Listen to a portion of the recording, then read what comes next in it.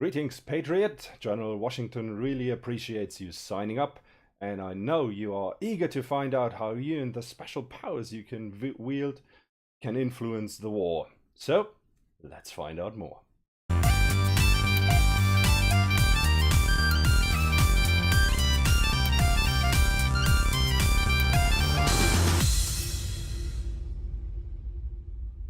Hello and welcome to Veiled Fury Entertainment. I am once again for the second time joined by Scott Marchand Davis of Happy Monster Press, and today we are going to talk about his upcoming product, which is now on Kickstarter, Legions of Liberty, Superheroes of 7076.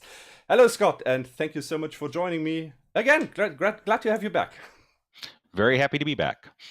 So, for everyone who missed the first time you were on the show, just give us a quick rundown of who are you, what do you do when you don't design role-playing games, and how. And then we're just going to dive straight in how the Legions of Liberty came to be. So I've been gaming since I was about, I think 10 was my first D&D Redbox experience, and migrated through multiple systems since then before really landing on Savage Worlds as a system that I love. It's easy for the GM to run. It's not hard to teach for the players, and I think it's fantastic. A couple years ago, decided to take some of the things that I'd been developing around the table and put them out as licensed products for Savage Worlds. The first one of those, which we talked about earlier, was Children of the Apocalypse, which is a post-apocalyptic fantasy set in a twisted future New England, where gods are running around, magic works, general chaos ensues. That's a great TLDR. General chaos. I wonder if he's going to be an NPC in Legions of Liberty. We do have some Tuckerizations where people can name the characters, and I think if someone really wanted a general chaos, I'd probably include it. Oh my god, I might have just given somebody a horrible idea. Well, so the Legions of Liberty. It's going to be the Revolutionary War, but with a slight twist. So I guess the usual question I ask at this point is what sparked that idea? But I can pretty much see where the idea come from, because superheroes are awesome, and that is the most important time in US American history. So mashing those together, that's really kind of a no-brainer. But what made you actually want to sit down and write it as a setting and not just run it for your group at home? Oddly enough, there was a bit of local history involved. So I live in Salem, Massachusetts, which is mostly known for the witch trials, which also provokes a quite interesting Halloween season for us around here. But one of the less known things about Salem is that the Revolutionary War almost started here.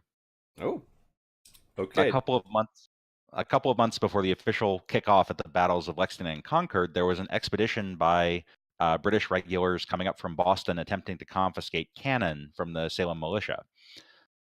These were led by a gentleman named Colonel Leslie, and there was a almost absurd incident in which he insisted on crossing a drawbridge into North Salem, and the colonial militia refused to have him cross over.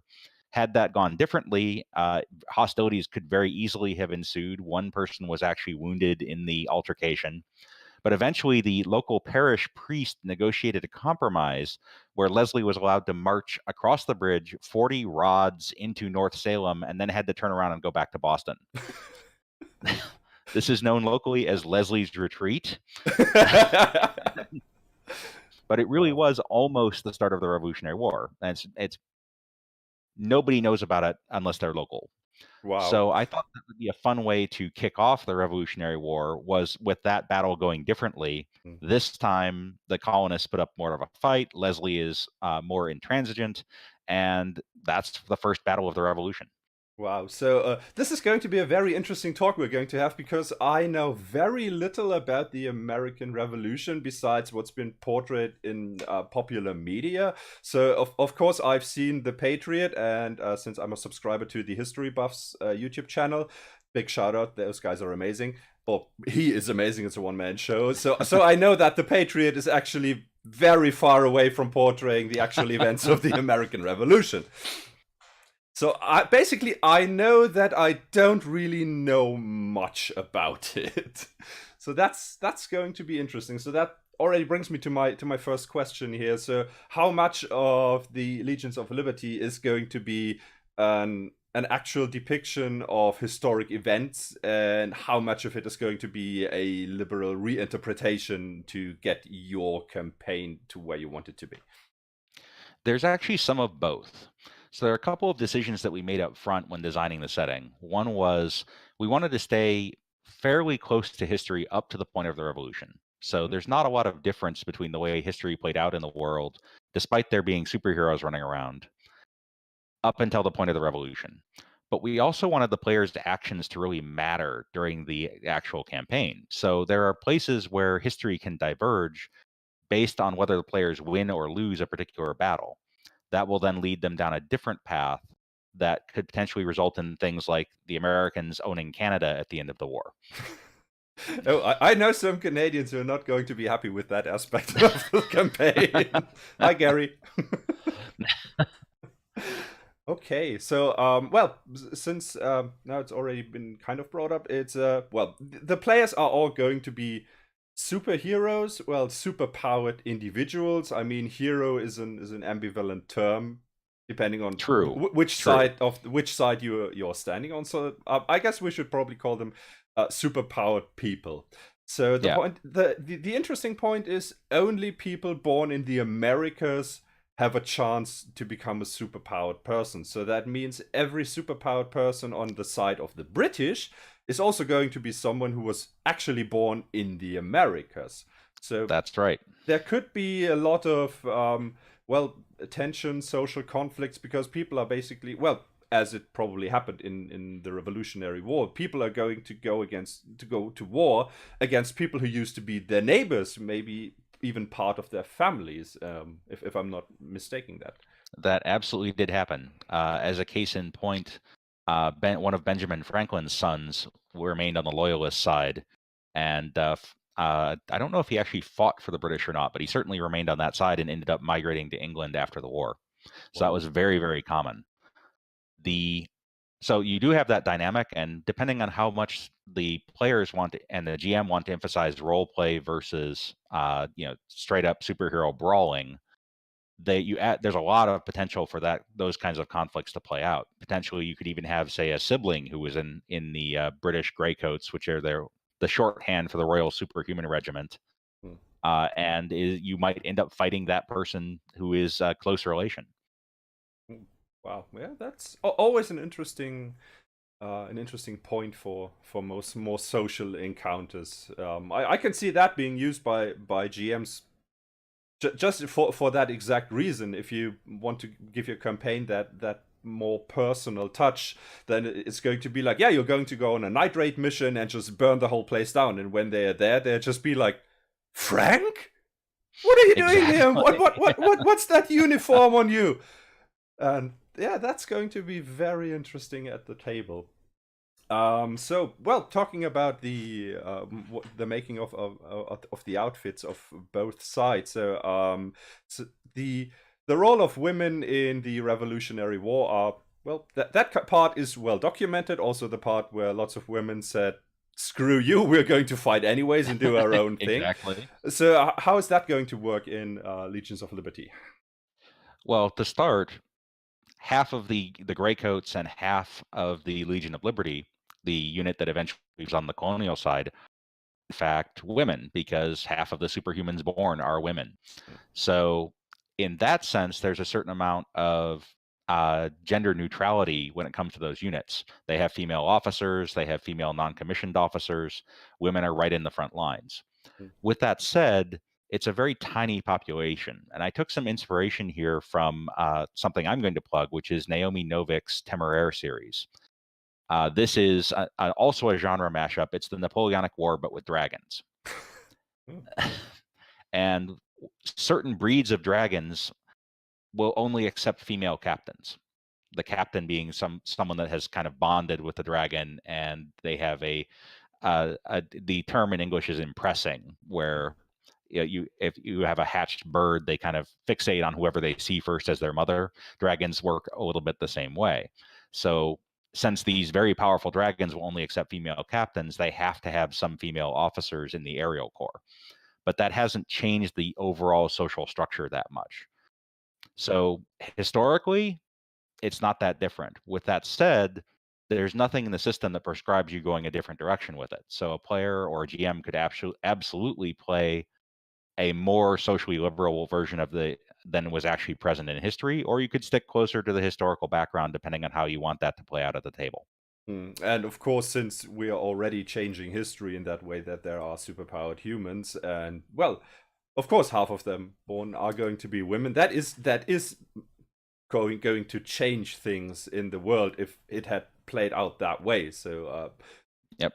The whole idea for people to treat women equally as men would be introduced a lot sooner. By force, by the sheer necessity of, we're not going to deny 50% of our main fighting force here. Exactly. And in fact, several of the key NPCs, particularly on the British side, are women. So there will definitely be women facing the players across the table when it comes to some of these super battles. So, well, another big influence in the fighting and in making up the fighting force are Native Americans. Anything special on that regard? So a couple of interesting things there. Obviously, Native Americans would have had superhumans all along, but part of the way the setting is created is that the superhumans are not extremely powerful. It's not like a single superhuman is going to be able to take on an entire company of British infantry and come out in one piece. So that's one of the reasons why history hasn't changed all that much. You don't have a Superman or a Captain Marvel level superhero running around who could just decimate the entire British army. They're more lower powered superheroes who can influence a battle, but they're not going to dominate it. Yeah. So for that reason, that's why the standard history of the conquest of the Americas by the European colonists played out more or less the same. It's also important to remember that in many cases, some of those Native American tribes sided with the conquerors. Cortez would never have been able to conquer the Aztecs had not some of the Aztec client states sided with him because they were sick of the Aztec emperor running their business. So there's definitely, and that played out in American history as well, where you had Native American tribes on both sides of the revolution. The majority sided with the British, and there are some savage tales in the setting that actually take that into account, where you're either doing things like trying to sabotage the flow of arms to those tribes who are fighting against the revolutionary colonists, or you're trying to use diplomacy to persuade some of those tribes to side with the colonists and against the British, and therefore some of their fellow Native Americans. Cool. Right, so there is one thing that is also in the Jumpstart we just mentioned, which I noticed because I watched Sleepy Hollow, or I've watched Sleepy Hollow until they removed the female lead character and the whole series went really weird. And that was the famous expression, "the British are coming," which it wouldn't have been, and I actually I double checked that actually on Wikipedia, and it says that's a common misrepresentation of what he actually said, because back then many people were still considering themselves British, but maybe not royally loyalists, something like that. You know, loyalist is the usual term. Yeah. So yes, we that was a tough editorial decision because it is so iconic. But it really wasn't what he said. He said the regulars are coming because it was the regular British army versus the militia. And that's really how the early conflicts in Massachusetts played out. You had the regular army, mostly from Britain, although they had some colonists in those units. And then you had the militia, which was entirely composed of the local colonists, less organized, more democratic. They had some cases where they were electing officers, similar to what happened later in the Civil War, which, compared to buying your commission, which was the standard practice in the Royal Army at the time, not sure which of those was the better approach. Is it the more popular guy who should be in charge or the richer guy who should be in charge? Kind of a wash there, maybe. Yeah. So yeah, we absolutely made the decision to stick with that iconic phrase, "The British are coming," but in the course of the plot point campaign, I tried to kind of shift the language a little bit, where it started out as being more about the regulars and then eventually became more about the patriots and loyalists and then the Mhm. colonists and the British.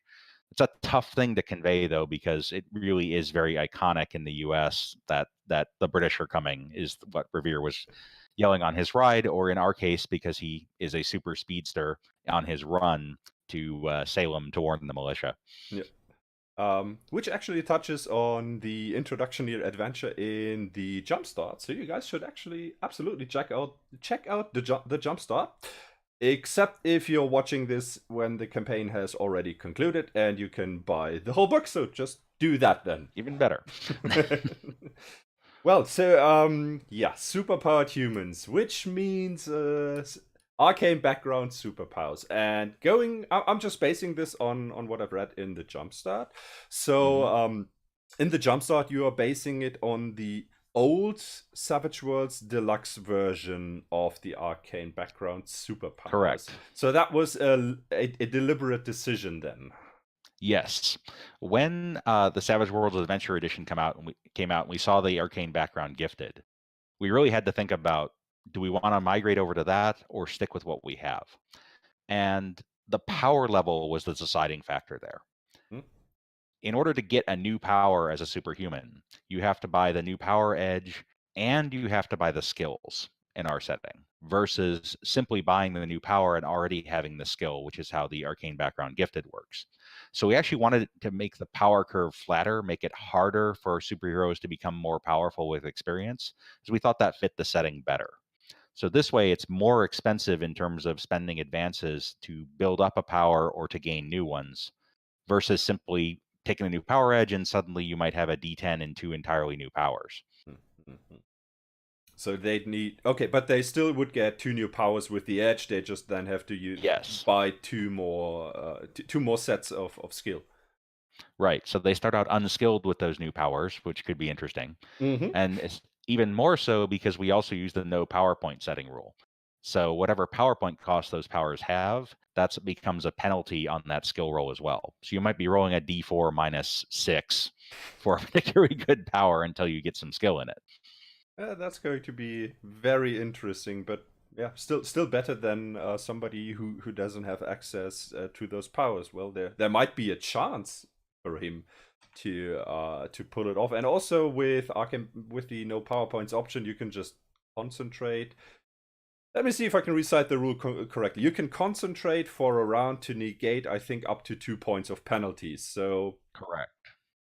Still in the realm of possibility, even if it's a very high PowerPoint cost of power. And you modified character creation a bit to, I guess, give them a bit of a head start and not have them spend all their precious skill points, of which there are fewer anyways, since it's now the Adventure Edition on the skills they need to actually be a superpowered being. Correct. I wanted to give the superhumans a bit of a leg up, so they have some extra points for attributes in case what you're really going for is someone with super strength, for example.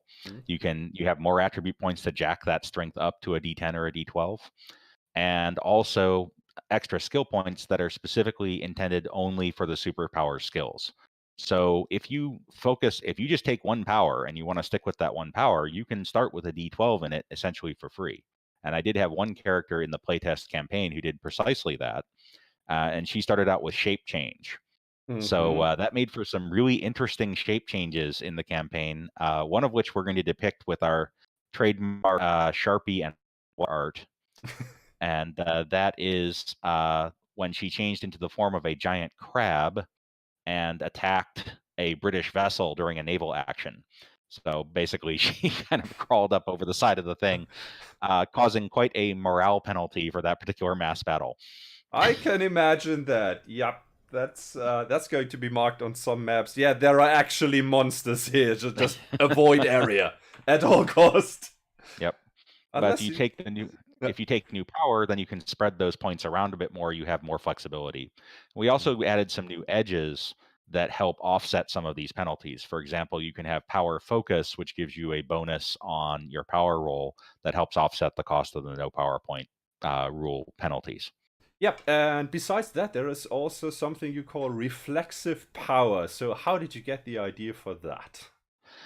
Well, when I started putting the setting together, what I did was go actually look up as many superheroes as I possibly could and say, do I have what I need to build that superhero? So if I want to go build the Human Torch, do I have everything I need in powers and edges to build that superhero? And the one that came up pretty quickly was Wolverine. Hmm. So Wolverine automatically regenerates. The problem with that in Savage Worlds is if he gets hit really hard and is incapacitated, he has no ability to heal. So you need something that allows you to trigger your ability based on something else happening. So he gets injured, he automatically kicks in his healing power. But you could do that in a lot of other things. Someone shoots you, you automatically throw up deflection. Or if you want to go Incredible Hulk, you get really angry, you automatically get boost trait, and your strength goes up with a trapping of turning green. So it's so it seemed like that and a few other things that we added in were really needed in order to be able to model as wide a range of superpowers and superhumans as possible. So those don't count as an action since it's a since it's a reflex. The player just rolls for it, but it's not an action to do it. Exactly. You obviously can't get the benefit of that concentration Hmm. ability that you mentioned earlier because you're doing it spontaneously, but it doesn't add to any multi-action penalties, and it can happen, as is kind of obvious in the healing example, when it's not your turn. Cool. That will probably open up. Yeah, that's going to open up the door for some very interesting character builds you couldn't do without delving into the actual Superpowers companion, which hasn't yet been Right. updated to. So was the non-availability of the Superpowers companion, was that a deciding factor for the way you then modeled it after the old Savage Worlds Deluxe Superpowers and went with the whole reflexive power edge? It actually had more to do with the way the Powers companion is structured. So to take a step back, this setting has been in the works for about a year and a half. And so long before Savage Worlds Adventure Edition was really on the horizon and we had an idea of what that was going to look like, I was putting the rule set together for this game. And so the decision to not to use a superpowers companion happened very early on in that process. And it was a combination of a couple of things. One was, again, that idea of having it be very low power. One was to make it easier for players to get in, because if you don't need the superpowers companion to run the game, that's one less thing to buy, one less thing to worry about referring to, one less thing to learn.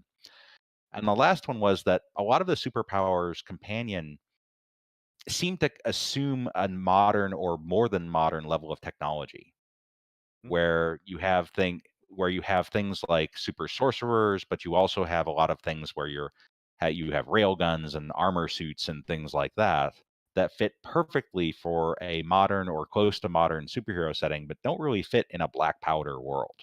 So you're looking at the two options at that time. I said, for what we're trying to do, core works fine. We don't really need the superpowers companion. We just need to add some more powers and some more edges to give people more options so they can really create the superhuman that they want to play. Mm-hmm. Yeah, I can see that, especially with the modifiers for the powers that are in the superpowers companion, would probably be too easy to just design a super powered Gatling gun for Right. example, and nothing like that existed in the Revolutionary War, not even remotely close. I think that was way later than in with North and South going at each other. Yeah. Even then, I think the Gatling gun per se really came into play later than that, more like the 1880s or so, if I remember right. There are a lot of other things in the superpowers companion that didn't really fit. For example, having a power ring or a staff or something like that. When the setting really assumes that superpowers are inborn, Mm. there's a lot of things that you'd have to take out of the superpowers companion. And my preference as a designer is always put more in rather than take things out. Yeah, absolutely. Makes for a lot less headaches. I can relate to that. Well, you in the jumpstart there are there are going to be some new powers. A few of them are listed Yep.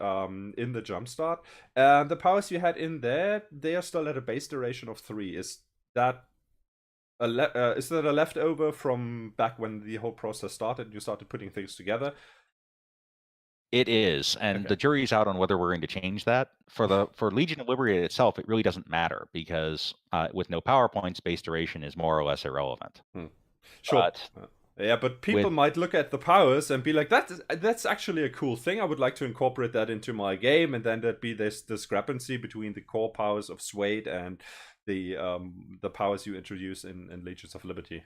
right, and we're leaning towards probably updating them at this point. Hmm. The one catch is that some of these powers are very, very powerful and have a correspondingly high PowerPoint cost. So I might need to do a little bit of playtesting just in a completely arbitrary setting to make sure that giving them that longer duration doesn't actually render them completely absurd at the table. Yeah. But I'm leaning towards probably updating them because that definitely is a carryover from Deluxe. Okay, so well, new power. What made you want to introduce new powers and not just go with the existing ones and just slap some very heavy trappings on them? There were some things that there wasn't really a solid power that would resemble it. In some cases, it's borderline, but a good example of one that really isn't is Mimic. Mimic is a classic superhero trope where you can copy someone else's power. There really isn't a good way of modeling that in core. So the Mimic power, that one really had to be new. An example of one where I could have probably trapped it is Elemental Mastery.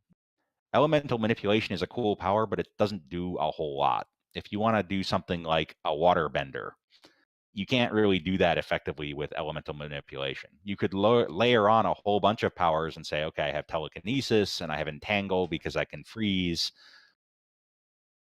That seemed almost too costly for someone who just said, hey, I want to be able to, cause water to raise up out in the ground and smack my opponents with it or freeze them in Mm-hmm. ice. So more for simplicity of character creation than anything else, certain powers made sense to just make it one power versus 3 or 4 powers that were all trapped the same way. Yep, yep.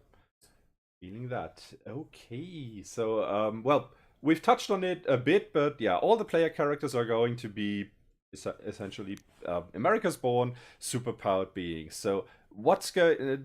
Are they all planned to be? How do I phrase this? Is it assumed that they are going to be fighting for the militia or then the regular army once that is established, or is there a way for them to just be kind of a rogue group of agents working for the Patriots? So the core plot point campaign definitely assumes that they are that they're working as part of a larger organization, which eventually becomes the Continental Army. With that said, there's absolutely nothing that keeps you from having them running around as a rogue group of agents. And in fact, you don't even necessarily have to be superhuman. I took a page from Rifts and said, if you want to play someone who is not a superhuman, start them out as a seasoned character. Give them some legs up on the superhumans so they can keep up. And I think that actually works really well in this setting because the superhumans aren't overly powerful. So you drop a seasoned character in who maybe is an expert marksman, they're going to be able to contribute nearly as well as a superhuman in a combat situation. Similarly, you drop a socially focused seasoned character in, they're probably better than the superhumans in most social situations, unless they've taken powers like, mind wipe and implant memory, which one of my playtesters did and had a lot of fun with. Um, Yeah, the the eternal bane of the GM, mind control powers. oh yeah, or players too. Rifts in True. particular, where you have people running around in battle armor and mechs, Puppet becomes a very, very useful tool in the GM toolbox. That is Uh, true. with with that said, the core plot point campaign does assume you're fighting your way through the Revolutionary War, mostly because I wanted to give people the opportunity to be in some of those iconic battles, to fight at Bunker Hill, to fight at Yorktown, to be present at the Continental Congress signing the Declaration of Independence. It really gives people that feel of being in history. But there's also an adventure generator which is really focused on kind of black ops or covert operations in the Revolutionary War. So if you wanted to run more of a rogue squad of superhumans running around doing their own thing, the adventure generator works really well for that. Here's a mission, go execute it. Hmm. Cool. So we already know Paul Revere is actually a superhuman. So who else is in there who people might know that is not what he was in actual history? He's actually the only one. Oh wow. And I did that on purpose. Even Paul Revere was a debate, but I just could not resist the idea of him being a super speedster and running his way out to warn everyone. But everyone else is a normal human. So Washington, Hamilton, Franklin, and on the British side, Howe and Cornwallis, all normal humans. The thought was superhumans are so rare and precious that it would be really unusual for one of them not to be in the gray coats already. It is a conscription situation. It's not optional. The only way to get out of it is to buy your way out, which is how Revere is not a member of the Royal Superhuman Regiment. So for any significant fraction of the founding fathers or the key figures on the British to be superhumans just didn't seem to fit right. And it also makes the players that much more important. You know, if Washington is striding along the battlefield 40 feet tall, blasting people with lightning bolts, it's kind of less impressive for the players to be doing their own thing on the battlefield. But if he's just an ordinary guy who happens to be really good at tactics and command, you start to become really pivotal to what's happening on the battlefield. Yeah, especially if you're powerful enough to actually shift the tide of a battle, and you are the people that Washington is relying on to actually go out and do that. So Exactly. very good way of framing and shifting focus away from important historical figures. Yeah, I like that a lot. So they can just play out that inner child of them that would be going up to Washington and be like, "It's really you," and in the next moment, they'd be like charging into battle for exactly him. Yep. Or alternatively, we had one player at the table who was playing a Native American character and really wasn't his biggest fan. Yeah. Her perspective was, okay, I'm not a big fan of these colonists. The British are worse, so I'm going to help them deal with the British. And at the end of the campaign, she basically said, okay, now I'm going to go found the insurgency that's going to throw the rest of these guys out as well. Oh yeah, I can see a lot of interesting turns developing that way. Especially once you're going to write up the follow-up book from the Secession Wars. Did I say that out loud?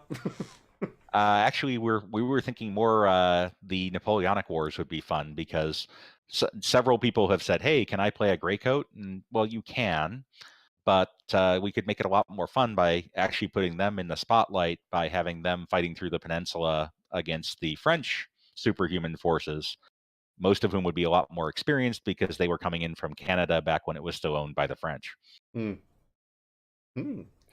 So, just another example off the top of your head of a very very big historical moment that's going to be changed in your plot point campaign. Some teasers, so to speak. So a really iconic image from the Revolution is Washington crossing the Delaware. And that is a moment that happens in the game. And it's a different situation if that battle goes the wrong way. So the way that can play out in the plot point campaign is if that battle goes badly, Washington could actually be captured by the British, in which case the next thing that the heroes are going to be tasked with is go rescue Washington. So obviously completely different than anything that happened in history, but really provides a fun opportunity for the characters to go behind enemy lines in kind of commando mode and do a prison break off, in this case, a prison ship off the coast of New York City. I played that one out at a convention recently, and it was a complete chaotic blast. We had people's powers or plans getting completely crosswired. We had a shape-shifting character who rolled a critical failure and got stuck as a human inside a jail cell that she had infiltrated as a mouse. It was just absolute chaos and craziness, but everyone around the table had a blast with it. Wow. That's great. Yeah, hopefully if that ever happens, you have one or two people with water superpowers, because damn, you're going to need it. We actually did have a couple people who had the state shift power. This is another new power in the setting that allows you to change from your normal human body into stone or water or vapor or something like that. So being able to change into water was very, very handy for that one in terms of sneaking up on the ship because you were just part of the ocean. Hmm. Yep, that is one heck of a bonus to your stealth roll. Yeah. The gentleman with the disguise power, on the other hand, simply converted himself into a colonel of Marines and boarded the ship in the complete open, demanding that they bring Washington to him at once. Hmm. And thanks to a very high persuasion roll, that worked out very nicely for him. So that's interesting. A single colonel just showing up out of nowhere, and then everybody being like, "Okay, what do we do?" Well, he wasn't the only one. A couple of the other party actually went in disguised as redcoats as well, Ah, okay. and we got to roll in another fun historical figure here. One of the less known ones, a guy by the name of Hercules Mulligan, which will be familiar to people who like the musical Hamilton, but probably not otherwise. Mulligan was a Patriot agent in New York City who ran a haberdasher that catered to the British officer corps. So he Hmm. was able to collect a ton of interesting information and then funnel it to Washington via Washington's Culper ring, which was the infamous spy ring that he ran for most of the war. The Culper ring also included at least one, probably more than one woman, which is another way to bring women back into the picture in the Revolution. Notably, the Agent 355, who was never identified historically. There are some good guesses as to who she was, but Hmm. she was a really key element of that ring in terms of collecting and extracting information to feed to Washington over the course of the Revolution. Well, are there going to be links to all the Wikipedia things I'm going to have to read up to actually understand what's going to happen in that campaign? We are planning to have both pretty extensive bibliography and also have historical notes scattered through it talking about things like this is what really happened versus what's actually happening and why did we choose this particular path for the alternate history if things went differently. Hmm. Case in point, the invasion of Canada plotline happens if the Battle of Bunker Hill is won, rather than lost as it was historically. That would force the British to evacuate sooner, which would give the Americans an opportunity to move on Canada sooner than they were able to historically because it freed up their forces from the siege of Boston. Hmm. So if they win the battle, then Canada becomes in play sooner. If they lose the battle, that's what happened historically, and so things proceed down more of the standard historical path. Hmm. Nice. So, is there a way for them to completely lose in the plot point campaign? There is not, although I wouldn't object if a GM decided to play it out that way, and that's really because once you get France in play and the war extends into Europe, Hmm. and that was probably inevitable given the relations between France and Britain at the time, then the conclusion of the war was pretty much foregone at that point. The Americans were going to win. Um, if they were going to lose, it would have happened a lot sooner in the war, and in which case you'd have a very short campaign, which didn't seem like a whole lot of fun. That I can absolutely understand. Yeah. Okay, so I think that just covers about everything I was able to dig up. I'm sure people with a more profound knowledge of the Continental War would have a ton of more questions to ask, but that is not my forte of history. Sadly, I think when I finally get that book, I'm going to be spending a lot of time on Wikipedia, and that's actually a very nice thing about Legions of Liberty. So because I can just go on Wikipedia, I can just read through the whole course of the war and Yep. all things that happened in big places and in small places and mine that for ideas. And then, as you said, there's an adventure generator and use that, feed in some real things that happen, and bam, I have more than enough to fill out the void between the plot points. Absolutely. And then, if you want to get a head start at that, we did blog the entire playtest campaign at the happymonsterpress.com blog site. And I did include a lot of the Wikipedia links. So when I'm talking about someone like General Ho, you can jump immediately to him. And in honor of the Kickstarter, we actually collected all of the blog posts into a single blog post, so you can just grab each link and read your way through the campaign and see how when the giant crab attack happened, and what has got to be one of the best characters that any player has ever come up with at my table, Jacoby Barnes, the Boston Lobster Man, and his his adventures shifting into armor form with his lobster carapace and wielding his mighty lobster claws in melee combat.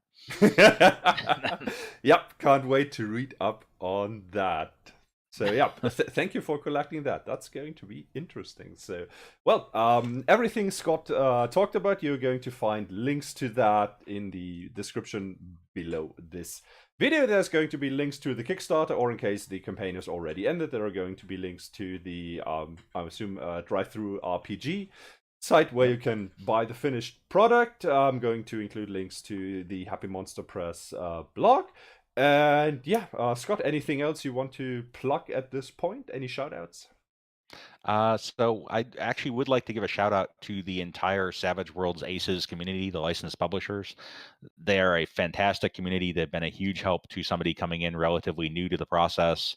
Got some great feedback on the Kickstarter page that was really helpful. And so far, the Kickstarter is going extremely well. So thank you for that feedback. I am quite sure it helped. That's going to be making a lot of people happy. Yeah, the Kickstarter is going amazingly well. It's at this point you're almost funded. As That's of right. this moment, when we're recording this video, you are just a bit about $200 short of being funded, and there are 20 more days in this campaign. So there's going to be a lot of lovely art, and I already know what your artist of choice is capable of from Children of the Apocalypse, so very much looking forward to seeing the finished product there. So yeah, Scott, thank you for once again joining me. It's been a pleasure, just like last time, and I'm sure next time will be just as equal. All right. Great to be here, and looking forward to the next round. And thank every one of you for watching whenever that may be. You know where to find me, you know where to find all the stuff, and so then when you click the links, you will know where to find Scott. And until then, I'm going to see you in the next one. And until then, stay savage. Bye-bye. All right.